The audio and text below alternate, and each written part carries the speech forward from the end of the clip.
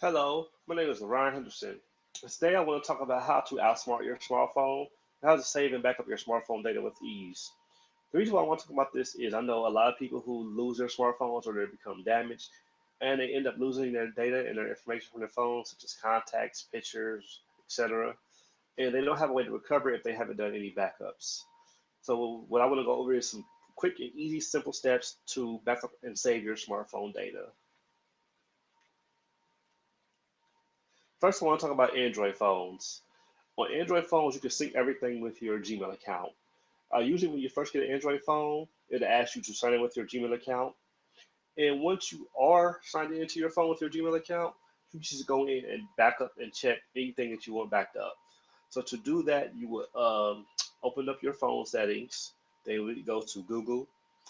Then you want to select your Gmail account up here.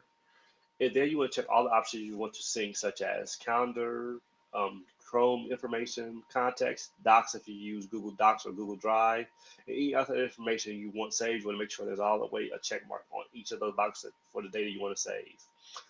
Once you have checked everything you want to back up, hit menu right here, and there you will see a sync now option.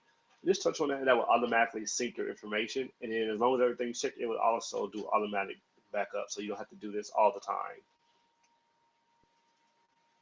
For iPhones, you can use Apple's own service called iCloud. And with iCloud, you want to go to Settings, iCloud, and then Backup. And if you use an iOS 7 or earlier, then you go to Settings, then iCloud, and then Storage and Backup. You want to be sure your iCloud backup is enabled, and you will know that because it will be green and turned on to the right. And then you want to tap up Backup Now. You can also sync your photos with iCloud or PhotoStream. And if you would like to sync your photos with PhotoStream, go to Settings, tap iCloud, tap Photos, and then turn on My PhotoStream. And what PhotoStream does is sync your photos with different devices, such as your Mac computer or your PC computer, or if you have like an iPad device. Next is the email backup on your iPhone. So you can sync your contacts and your calendars with your email address that you have connected to the phone, whether it be a Yahoo email, Gmail, or any other email address that you may have. To make sure that information is synced, you can go to Settings, choose Mail, Contacts, and Calendars, and then choose your email address. And then once you have your email address chosen, you will see this screen here. And anything that's green and turned on, that's the information that will sync with your email address, such as mail, contacts, calendars, notes, and there may be some other data that you may want to sync. So just make sure they're all turned on and green. Now keep in mind for data usage, the more backups you do, the more data you will use. And you may get charged from your carrier if you go over your data usage because not too many carriers still have a limited data plan. So most of the plans are limited now. But what you want to do is you'll want to back up all your backups over a Wi-Fi connection. For Android Wi-Fi, you would go to Settings, go to Turn on Wi-Fi, tap on Wi-Fi, and then connect to the list of Wi-Fi connections you want to connect to. And then once you see the Wi-Fi connection you want to connect, just enter the password if prompted for that particular Wi-Fi connection. For Apple Wi-Fi, it's pretty much the same. It's just settings, turn on Wi-Fi, choose the name of the Wi-Fi network, and then enter the password for the for that Wi-Fi network if prompted. Now, when on Wi-Fi, you want to turn off your mobile data. The reason why you would want to do this is because the Wi-Fi connection may drop, and that will cause your carrier data usage to go up, which also could charge overages depending on the amount of data you have with your carrier. The Wi-Fi connection could drop. Maybe it's a weak connection, or signal's weak, or maybe you got kicked off the network for whatever reason, any kind of things like that, anything of that nature. So you just want to turn off your data usage when you're on Wi-Fi just to be sure you're not getting any unwanted data charges from your carrier. And to do that, you want to go to Settings, Data Usage, and then turn off mobile data. And on the iPhone, you want to go to Settings, choose Cellular Data, and turn off Cellular Data. Now, if you have lost or been locked out of your phone, there are a few ways to get back into your device.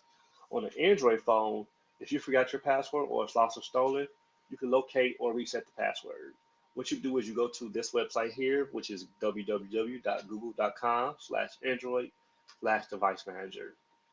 For iPhones, you would go to www.icloud.com so you make sure iCloud is turned on your iPhone and also find my iPhone. Now, whereas with Android phones, if you've forgotten your password, you can just reset the password from this website here. and this will send your phone a new password. But for iPhones, they don't have that option.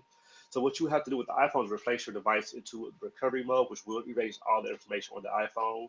So I hope you have a backup with iCloud so you can restore the information later once you have recovered your iPhone and be able to get access to it again. So for recovery mode, you just hold the home and power button at the same time.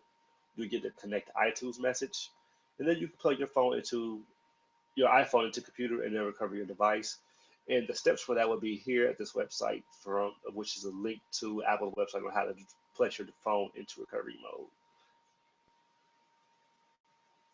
Here are some additional servers that you can use to back up and keep your information safe and be able to retrieve at a later date. So these are just other apps and programs you can use to update and back up your information.